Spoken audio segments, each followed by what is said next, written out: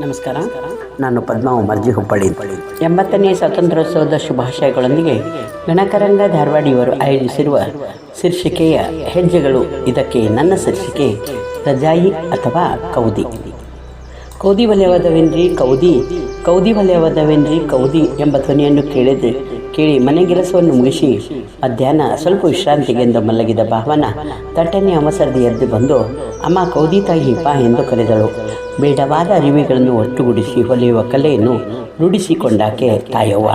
ಕುಲಕಸುಬಾದ ರಜಾಯಿಯನ್ನು ಸುಂದರವನ್ನಾಗಿಸಿ ಒಳಗಿನ ಚಿಂದಿ ಚಿಪ್ಪಾಡಿಗಳನ್ನು ಕಾಣದಂತೆ ಮೇಲ್ಮೈಯನ್ನು ಕಲಾತ್ಮಕವಾಗಿ ಸುಂದರವಾಗಿ ಹೊಲೆದುಕೊಡುವಳೆಂಬುದರಲ್ಲಿ ಎರಡು ಮಾತಿಲ್ಲ. ಒಂದು ಕೌದಿ ತಯಾರು ಮಾಡುವುದರಲ್ಲೇ ಮೇಲೆ ಭದ್ರವಾಗಿ ಮುಚ್ಚಿಟ್ಟ ಕೌದಿಯನ್ನು ರಿಪೇರಿಗೆಂದು ಕೊಡುವಿದಾಗ ನೆನಪುಗಳು ಕೊಡುವಿಕೊಂಡವು. ಭಾವನಾ ಆ ಮನೆಗೆ ಸೊಸೆಯಾಗಿ ಕಾಲಿಟ್ಟಾಗ ಮನೆ ತುಂಬ ಮಂದಿ. ಈಗಿನಂತೆ ಬೆಡ್ರೂಮ್ ಎಂಬ ಪದದಿಂದ ಬಹಳ ದುರುವಿದ್ದ ಕಾಲಘಟ್ಟವದು. ಉಂಡ ನಂತರ ದೊಡ್ಡ ಪಡಸಾಲೆಯ ತುಂಬ ಹಾಸಲೊಂದು, ಹೊದೆಯಲ್ಲೊಂದು ದಪ್ಪಗಿನ ದೊಡ್ಡ ದೊಡ್ಡ ಕೌದಿಗಳು. ಒಂದೆಡೆ ಮನೆಯ ಎಲ್ಲ ಪುರುಷರು, ಮತ್ತೊಂದೆಡೆ ಮಹಿಳೆಯರು. ನಿದ್ರೆ ಬರುವವರೆಗೂ ಹರಟೆ, ಹಾಸ್ಯ, ಪ್ರೀತಿ, ಮುನಿಸುಗಳಿಂದ ಮನಸ್ಸು ಹತ್ತಿರವಾಗುತ್ತಿದ್ದವು. ಜೀವನದ ಪ್ರತಿಯೊಂದು ಹಂತದಲ್ಲಿಯೂ ಏಳು ಬೀಳುಗಳಿದ್ದು ನಾವು ಅವುಗಳಿಂದ ಪಾಠ ಕಲಿತು ಬಾಳನ್ನು ಹಸನ ಮಾಡಿಕೊಂಡು ಪ್ರತಿದಿನ ಬೆಳಗ್ಗೆ ಎದ್ದಾಗ ಈ ದಿನ ಚೆನ್ನಾಗಿರುತ್ತದೆ ಎಂದುಕೊಂಡರೆ ನಿಜವಾಗಿಯೂ ಧನಾತ್ಮಕವಾಗಿ ಇರುತ್ತದೆ. ಮುಂದೆ ಒಟ್ಟು ಕುಟುಂಬಗಳು ಅನಿವಾರ್ಯತೆಯಿಂದಲೋ ಅಥವಾ ಸ್ವಾರ್ಥದಿಂದಲೋ ನೌಕರಿ ನೆಪದಿಂದಲೋ ಪುಟ್ಟ ಕುಟುಂಬಗಳಾಗಿ ಮಾರ್ಪಟ್ಟರೂ ಸವೆಸದ ಹಾದಿಯ ಹೆಗ್ಗುರುತು ಸದಾ ಸ್ಮರಣೀಯವಾಗಿರುತ್ತದೆ. ಕೌದಿ ತಾಯವ್ವ ಎಂದು ಪ್ರಸಿದ್ಧಿ ಹೊಂದಿದ ತಾಯವ್ವ ಕೌದಿ ಹೆಣೆಯುವುದರಲ್ಲಿ ಸುತ್ತಮುತ್ತಲೂ ಪರಿಣಿತಿಯನ್ನು ಪಡೆದಿದ್ದಳು.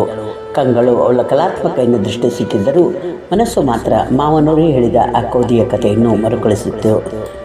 ತಂದೆಯನ್ನು ಸಣ್ಣ ವಯಸ್ಸಿಗೆ ಕಳೆದುಕೊಂಡ ಭಾವನಾ ಮಾವ ಅನಂತರಾಯರಲ್ಲೇ ತಂದೆಯ ಪ್ರೀತಿಯ ಕೊರತೆಯನ್ನು ನೀಗಿಸಿಕೊಂಡಿದ್ದಳು. ದಿನವೂ ಆ ಕೌದಿ ಇಲ್ಲದೆ ನಿದ್ದೆಯೇ ಬರುವುದಿಲ್ಲ ಎಂಬ ಮಾವನ ಮನಸ್ಥಿತಿ ಹಾಸ್ಯದೆನಿಸಿದರೂ ವಿಷಯದ ಗಂಭೀರತೆಯನ್ನು ತಿಳಿದ ಮೇಲೆ ತಾನು ಅದರಲ್ಲಿ ವ್ಯಾಮೋಹ ಬೆಳೆಸಿಕೊಂಡಳು. ಒಂದು ದಿನ, ಅಪ್ಪಾಜಿ, ನಿಮಗೇಕೆ ಆ ಕೌದಿಯ ಮೇಲೆ ಅಷ್ಟೊಂದು ಅಕ್ಕರೆ ಎಂದು ಕೇಳಿದಾಗ ಅವರು ಹೇಳಿದ ಮಾತುಗಳೇನು ಹೃದಯದಲ್ಲಿ ಅಚ್ಚೊತ್ತಿ ಇವೆ. ಮಗು ಭಾವನಾ, ಆ ಕೌದಿಯ ಹಿಂದೆ ಒಂದು ದೊಡ್ಡ ಕಥೆಯೇ ಇದೆ ಅಮ್ಮ. ನಮ್ಮ ಹಿರಿಯರಾದ ಅಧೋಕ್ಷಜರು ಮೊದಲು ಮೈಸೂರಿನಲ್ಲಿದ್ದಾಗ ಮೈಸೂರು ಮಹಾರಾಜರು ನಮ್ಮ ಮುತ್ತಾತ್ಮರ ಜಾಣೆಗೆ ಹಚ್ಚಿ ರೇಷ್ಮೆಯ ಶಾಲು, ಚಕುಲಾತಿ, ಗಂಧದ ಹಾರಗಳಿಂದ ಸನ್ಮಾನಿಸಿ ಇದನ್ನು ದಿನವೂ ಮಲಗುವಾಗ ಹೊದ್ದುಕೊಳ್ಳಬೇಕೆಂದು ಕರಾರಿನೊಂದಿಗೆ ಕೊಟ್ಟಿದ್ದು ಅಲ್ಲದೆ ಅದನ್ನು ದಿನವೂ ಉಪಯೋಗಿಸುವರೋ ಇಲ್ಲವೋ ಎಂದು ಪರೀಕ್ಷಿಸಲು ರಾತ್ರಿ ಹೊತ್ತು ಮಾರುವೇಷದಿಂದ ಇವರ ಮನೆಗೆ ಬಂದು ಪರೀಕ್ಷಿಸಲಾಗಿ ರಾಜ ಕೊಟ್ಟ ಶಾಲನ್ನು ಉಪಯೋಗಿಸದೆ ಮತ್ತೆ ಕೌದಿಯನ್ನೇ ಹೊದ್ದುಕೊಂಡದ್ದನ್ನು ಕಂಡ ಮಹಾರಾಜ ಮರುದಿನ ರಾಜಸಭೆಯಲ್ಲಿ ವಿಷಯ ಕೇಳಲಾಗಿ, ಮಹಾರಾಜರೇ, ಮಹಾಪ್ರಭು ದಯವಿಟ್ಟು ತಪ್ಪು ತಿಳಿಯಬೇಡಿ. ನೀವು ಕೊಟ್ಟ ಶಾಲು ಶಕಲಾತಿಗಳು ದೌಲತ್ತನ್ನು ತೋರಿದರೆ ನನ್ನ ತಾಯಿ ತಯಾರಿಸಿದ ಕೌದಿ ಅಕ್ಕರೆ ಕಕ್ಕುಲಾತಿಯನ್ನು ಪ್ರತಿಬಿಂಬಿಸದೆ ಎಂದು ಪ್ರೀತಿಯಿಂದ ವಿವರಿಸಿದಾಗ ಸ್ವತಃ ಮಹಾರಾಜನೇ ಆ ಪ್ರೀತಿಗೆ ಭಾವುಕನಾದನಂತೆ. ಅದರಲ್ಲೂ ಇನ್ನೇಕಾರನ್ನೈದ ಮತ್ತಾರೋ ತೊಟ್ಟುಕೊಂಡ ಬಟ್ಟೆಯ ತುಂಡುಗಳಿಂದ ಅದರ ಮೇಲೊಂದು ತಾಯಿಯ ಮಮತೆಯ ಮಡಿಲ ನೆನಪಿಸುವ ತಾಯವ್ವನಂತ ವಾತ್ಸಲ್ಯ ಮೈ ಹೊದಿಕೊಟ್ಟ ಹೊದಿಕೆಯಲ್ಲಿ ನಾವೆಲ್ಲರೂ ಒಂದೆಂಬ ಭಾವ ತುಂಬುವುದು, ಸುಖವಾದರೂ ಅದನ್ನು ಹೊದ್ದು ಆನಂದಿಸುವುದು, ನೋವು ಸಂಕಟ ತಳಮಳನ್ನು ತೋಡಿಕೊಂಡಾಗಲೂ ಸಂತೈಸುವ ಏಕೈಕ ಸಂಗಾತಿ. ಇನ್ನೊಂದು ಮಾತೆಂದರೆ ನಾವು ಭಾರತೀಯರೆಲ್ಲ ಒಂದೆಂಬ ಭಾವವನ್ನು ಪ್ರತಿಬಿಂಬಿಸುವುದು. ಕೌದಿ ಎಂದರೆ ಹೃದಯವೆಂಬ ಪಟ್ಟೆಗೆ ಭಾವಗಳೆಂಬ ದಾರದಿಂದ ಅನುಭವಗಳ ಸೂಜಿಯಿಂದ ಒಂದುಗೂಡಿಸುವುದು. ಇದು ಒಂದು ಭಾಗವಾದರೆ ಭಾರತ ಗುಲಾಮಗಿರಿಯಿಂದ ನರಳುತ್ತಿರುವಾಗ ಸ್ವತಂತ್ರ ಯೋಧರನ್ನು ಇದರಲ್ಲಿ ಮುಚ್ಚಿಟ್ಟು ದೇಶ ಸೇವೆಗೆ ಸಹಕರಿಸಿದ್ದು ಆಂಗ್ಲರು ಬಂದು ಎಷ್ಟೇ ಹುಡುಕಿದರೂ ಸಿಗದೆ ವಾಪಸ್ ಕಳಿಸಿದ ಕೀರ್ತಿ ಆ ಕೌದಿಗಿದೆ. ವರ್ಷಕ್ಕೊಮ್ಮೆ ಕೌದಿಗೂ ಹಬ್ಬ. ಉತ್ತರೆ ಬಿಸಿಲಿಗೆ ಹಾಕುವುದು, ದೊಡ್ಡ ಪೈಪ್ ಬಿಟ್ಟು ಸೋಪಿನ ನೀರು ನೆನೆಸಿಟ್ಟು ಎಲ್ಲರೂ ಸ್ವಲ್ಪ ತುಳಿದು 8 ದಿನಗಳವರೆಗೆ ಒಳ್ಳೆ ಬಿಸಿಲಿನ ಒಣಗಿಸಿಕೊಡೋದು. ವರ್ಷವೂ ಏನಾದರೂ ಸ್ವಲ್ಪ ಮಾಸಿದರೆ ಹರಿದರೆ ಅದನ್ನು ರಿಪೇರಿ ಮಾಡಿಸುವುದು. ಇದನ್ನೇ ಗುಜರಾತ್ ಕಡೆಗೆ ರಜಾಯಿ ಎನ್ನುವರು. ಇದನ್ನು ಯೋಚಿಸುತ್ತಾ ಕುಳಿತ ಭಾವನಾಳನ್ನು ಕೌದಿ ತಯಾರಿಸುತ್ತಾ ಹರಟೆಗೆ ಕೌದಿಯ ಬಗೆಗೆ ತನಗಿರುವ ಅನುಭವವನ್ನು ಹಂಚಿಕೊಳ್ಳತೊಡಗಿದಳು. ತುಂಡಾದ ಮನಸ್ಸುಗಳನ್ನು ಒಂದುಗೂಡಿಸುವ ಸಕಾರಾತ್ಮಕ ಇದರಲ್ಲಿದೆ ಎಂದು ತಾಯಿಯವನ ಮಾತಿಗೆ ಕಿವಿಯಾದಳು ಭಾವನಾ. ಒಂದೊಂದು ಬಟ್ಟೆಗೂ ಒಂದೊಂದು ಬಣ್ಣ, ಒಂದೊಂದು ಬಟ್ಟೆ ಜೀವಕ್ಕೂ ಒಂದೊಂದು ಕಣ್ಣ. ಯಾವುದೋ ಬಗೆಯಲ್ಲಿ ಎಲ್ಲರೂ ಸುಖ ಶಯನ ಕೊಟ್ಟು ಮರೆಸುವುದು ತಲ್ಲಣ.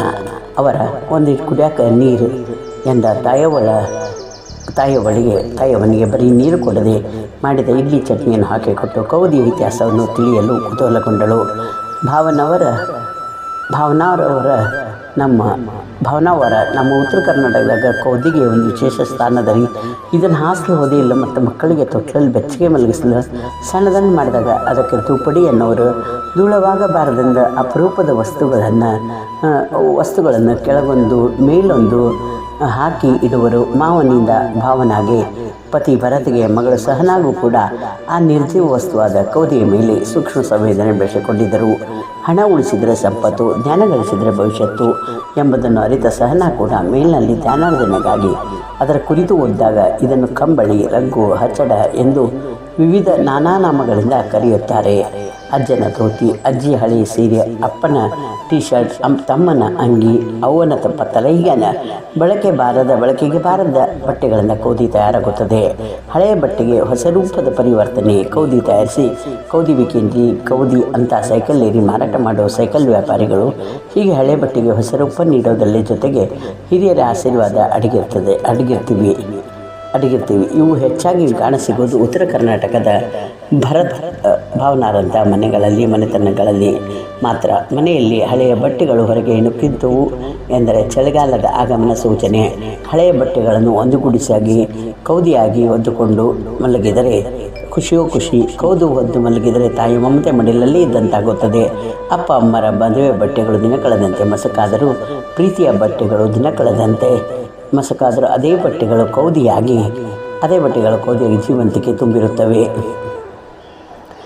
ಎಂಬ ವಿಚಾರವನ್ನು ತಮ್ಮ ಸ್ನೇಹಿತರೊಂದಿಗೆ ಹಂಚಿಕೊಳ್ಳುತ್ತಿದ್ದಳು ಸಹನಾ.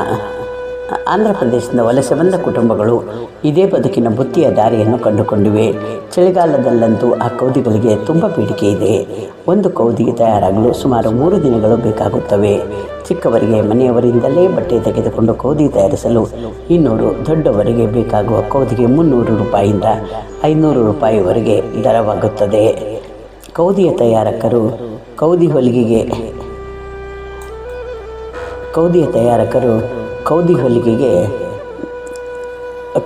ತಕ್ಕಂಥ ಬಟ್ಟೆಗಳನ್ನು ಆಯ್ದುಕೊಂಡು ತೆರಳುತ್ತಾರೆ.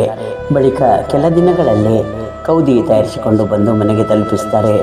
ಒಟ್ಟಿನಲ್ಲಿ ಕೌದಿ ಮೂಲಕ ಉತ್ತರ ಕರ್ನಾಟಕದ ಮಂದಿಗೆ ಚಳಿಯ ಕೌದಿಯ ಮುಸುಕಿನಲ್ಲಿ ಗತ ನೆನಪುಗಳನ್ನು ಮೆಲುಕು ಹಾಕುತ್ತಾರೆ. ಭಾವನಾ ತವರು ಮನೆಗೆ ಹೋದಾಗಲೂ ಮಲಗುವಾಗ ತನ್ನ ಕೌದಿಯದೇ ಸ್ಮರಣೆ.